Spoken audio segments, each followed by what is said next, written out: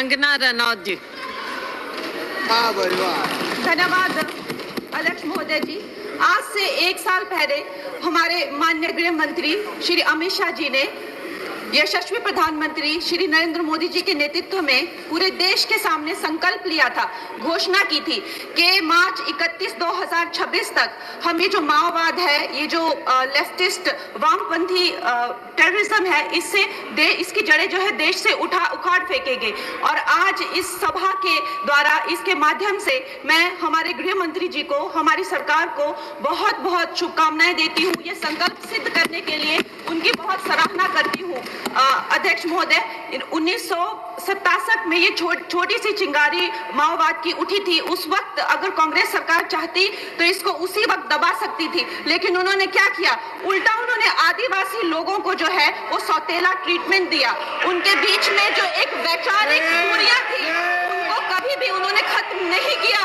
और जब ये माओवाद की समस्या हम उनके सामने आई तो जैसे मेरे भाई संबित पात्रा ने पूरे देश के सामने आज बताया कि सोनिया जी और राहुल गांधी जी की वामपंथी सरकार प्लस उनके वामपंथी सलाहकार प्लस उनके जो वामपंथी मित्र और ये वामपंथी टेररिस्ट और इनको जो भी जितने भी फंडिंग होती थी, जो भी इनके हथियार होते थे, गोला बारूद होते थे, वो उन लोगों से आते थे जिनके साथ ये कांग्रेस की सरकार उठती बैठती थी। तो हम लोग क्या अपेक्षा कर सकते हैं? क्या कोई समझौता इनके बीच और वामपंथी उग्रवादियों के बीच हो सकता था? नहीं हो सकता था। और उसका क्या परिणाम हुआ कि ये जो वामपंथी उग्रवादी हैं, ये बिल्कुल आउट ऑफ कंट्रोल हो गए। इन्होंने खून की नदियां बहा दी, इन्होंने 16,000 से ज्यादा अटैक किए, इन्होंने 2,000 से ज्यादा सुरक्षा कर्मियों को मार डाला, इन्होंने छोटे छोटे बच्चों की जो है वो जिंदगियां ले ली, वहां पे नरक बना दिया। इन्होंने तीन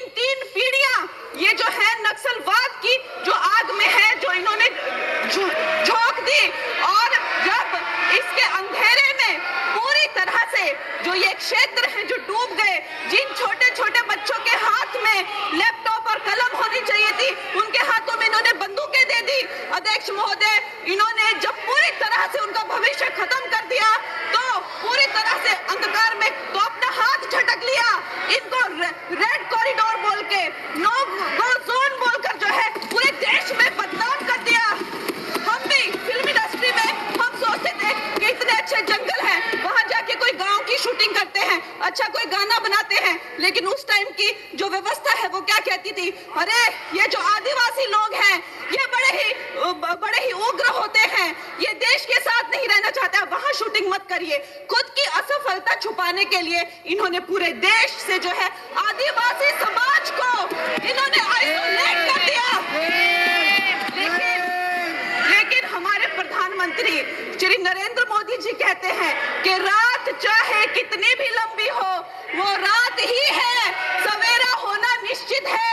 और 2014 में जब प्रधानमंत्री जी की सरकार आई और आज हम देखते हैं कि उन्होंने एक आदिवासी महिला को जो है वो राष्ट्रपति बनाया, उन्होंने हमारे सुरक्षा बलों को जो है वो सशक्त किया और उनको सशक्त करने के बाद उन्होंने वो रेड कॉरिडोर, वो भयानक नो गो जोन को जो है वापस लिया, वहां पे संविधान स्थापित किया। अध्यक्ष महोदय, मैं एक नई सांसद हूँ, मुझे 2 मिनट दीजिए। और प्रधानमंत्री जी ने क्या विकास किया वहां पर, चाहे वो घर बनवाए हो, चाहे वो नल लगवाए हो, चाहे वो 70 लाख महिलाओं को 1,000 की मदद की हो, 21 किस्तों में 13,000 करोड़ दिए हो, या वहां पर जो है जितने भी काम किए हो वो मैं अगर शुरू कर दूं तो आज दिन से रात और रात से फिर दिन हो जाए तो उसमें मैं नहीं जाऊंगी। लेकिन मैं ये जरूर कहूंगी कि जो वहां पे डिजिटल पेमेंट्स हुई हैं उनका मैं बहुत ही ज्यादा सराहना करती हूँ।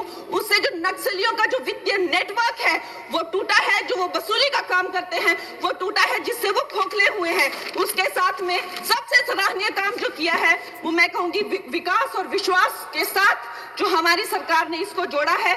उसके उपरांत जो है उन्होंने जो समर्पण की नीति अपनाई है, 8,000 से ज्यादा युवा जो हैं वो समर्पण कर मुख्य धारा से जुड़े हैं, उनको 5 लाख की राशि और उनको रोजगार दिया जा रहा है। महोदय जी, मेरे पास कहने के लिए तो बहुत है, लेकिन मुझे बहुत ही कम समय मिल रहा है। सदन के पास समय नहीं है। इस तरह की नीति हमने दोगो में भी अपनाई है और वहां भी बोडो में, आसाम में भी 10,000 से ज्यादा लोगों ने समर्पण किया है। और मैं अंत में अध्यक्ष महोदय जी, मैं यही कहना चाहूंगी कि गृह मंत्री जी ने और प्रधानमंत्री जी ने पूरे देश में यह संदेश दिया है कि ये देश बंदूक की नोक से नहीं चलेगा, ये देश संविधान से चलेगा, ये देश जनता के विश्वास से चलेगा। फिर से मैं अपनी सरकार को बहुत बहुत बधाई देती हूँ। धन्यवाद। श्री हनुमान बेनीवाल।